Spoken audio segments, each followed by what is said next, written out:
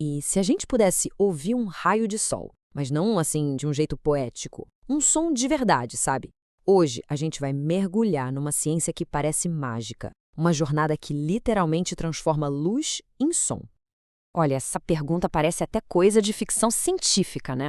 Mas a verdade é que ela está no centro de uma descoberta real, que mudou completamente o jeito que a gente enxerga e, por que não, ouve o mundo. Então, vamos lá sem rodeios. Dá mesmo para ouvir um raio de sol? Por mais incrível que pareça, a resposta é sim. E a história por trás disso, é simplesmente fascinante. A nossa história começa lá em 1880, com um inventor que todo mundo conhece, mas por outro motivo. Depois, ela dá um salto para 1939, quando esse princípio meio esquisito virou uma ferramenta que podia salvar vidas. E, finalmente, nos traz para os dias de hoje, onde essa mesmíssima ideia está por trás de tecnologias de imagem super avançadas. Então, vamos começar do começo.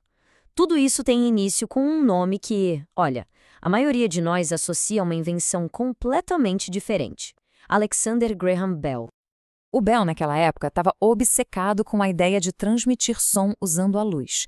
Ele tinha até um aparelho chamado fotofone, mas no meio desses experimentos, ele acabou tropeçando em algo que não estava esperando. Quando um feixe de luz do sol piscando batia em certos materiais, ele ouvia um som vindo do próprio material. Foi sem querer, mas ele tinha conseguido ouvir a luz. Mas como assim? Como isso era possível? Bell sacou rapidinho que o som não vinha da luz em si, mas do material que estava absorvendo essa luz. A luz esquentava a superfície, fazendo ela expandir muito rápido, e essa expansão criava uma onda de pressão no ar, ou seja, uma onda sonora. A grande pista foi que quanto mais escuro e absorvente o material, tipo negro de fumo, mais alto era o som. E foi aí que ele batizou a descoberta de efeito fotoacústico. Ok, então Bell descobriu o quê? Mas o como ainda era um quebra-cabeça. Como é que a luz, que nem massa tem, consegue criar uma onda sonora, uma coisa física? Vamos entender a física por trás dessa transformação incrível. O processo, na verdade, é até bem direto.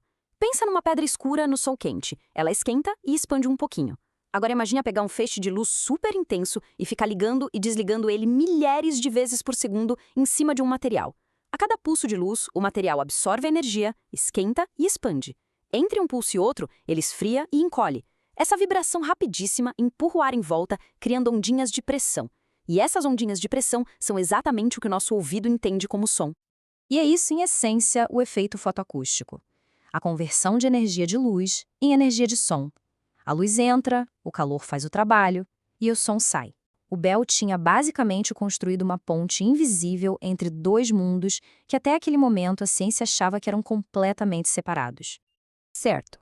Mas como é que essa curiosidade científica do século XIX virou uma ferramenta tão poderosa nos laboratórios de hoje? É aí que a engenhosidade humana entra em cena. O som que é gerado é, nossa, muito, muito baixo, mais baixo que um sussurro. Para conseguir detectar, os cientistas usam o que chamam de célula fotoacústica. Pensa nela como se fosse uma sala de concertos em miniatura, projetada perfeitamente para amplificar essas ondas de pressão quase imperceptíveis. Isso permite que um microfone super sensível consiga captá-las e transformar tudo num sinal elétrico que a gente pode medir. Mas por que todo esse trabalho? Não é mais fácil só olhar a luz que passa através de um material e pronto? Acontece que ouvir a luz nos dá um superpoder que a visão não tem, principalmente quando estamos lidando com coisas que a luz simplesmente não consegue atravessar. É aqui que a gente entende a grande sacada. A espectroscopia, digamos, tradicional, funciona medindo a luz que consegue passar por uma amostra. Mas e se o material for opaco? Pensa numa amostra de solo, ou num comprimido, ou até mesmo sangue. A luz simplesmente bate e não passa. Aí, essa técnica tradicional não serve para nada. Já a espectroscopia fotoacústica, bom, para ela tanto faz se a luz atravessa ou não. O que importa é a energia que foi absorvida. E isso, gente, muda tudo. Abre um leque de possibilidades para analisar quimicamente materiais que antes eram, sabe, uma caixa preta para a ciência. E essa capacidade única abriu portas para uma quantidade incrível de aplicações. Pensa só, detectar um único poluente no meio de 1 bilhão de outras moléculas no ar, analisar a composição de materiais usados em naves espaciais, garantir que cada comprimido de remédio tenha a dose exata, ou até mesmo fazer diagnósticos médicos sem precisar de nenhum corte. Tudo isso virou realidade porque nós aprendemos a ouvir a luz. Uma das primeiras e mais impactantes aplicações apareceu em 1939. Um físico chamado Carl F. Lufts usou o princípio do Bell para construir um aparelho que media com precisão o dióxido de carbono na respiração dos pacientes. Numa época sem os monitores eletrônicos que temos hoje, essa era uma forma importantíssima de monitorar a função do pulmão e o metabolismo, uma ferramenta vital que com certeza salvou muitas vidas. Tudo graças à ideia de ouvir a luz. E isso tudo nos leva para o futuro. Hoje, a ciência está levando essa ideia um passo além. Não se trata mais só de ouvir a luz para analisar uma amostra. Agora, estão usando os sons que ela cria para construir imagens super detalhadas. Estão literalmente aprendendo a ver com o som. O nome dessa técnica é tomografia fotoacústica, ou PET. Funciona mais ou menos assim. Pulsos de laser de baixa energia são disparados no corpo. Quando a luz atinge estruturas diferentes, como vasos sanguíneos cheios de hemoglobina, ela é absorvida.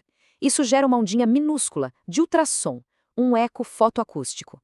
Vários detectores na pele captam esses ecos, aí um computador junta todos esses sons e constrói uma imagem super detalhada do que tem lá dentro, combinando a precisão da luz com a profundidade do som. E no final das contas, tudo volta para isso. De um experimento curioso com a luz do sol até as imagens médicas mais avançadas de hoje, o princípio fundamental que Alexander Graham Bell descobriu há mais de 140 anos continua sendo o coração de toda essa tecnologia. Transformar luz em som para desvendar os segredos escondidos dentro da matéria. A descoberta do Bell nos lembra que avanços gigantescos podem nascer de observações bem simples. E isso nos deixa com uma pergunta no ar.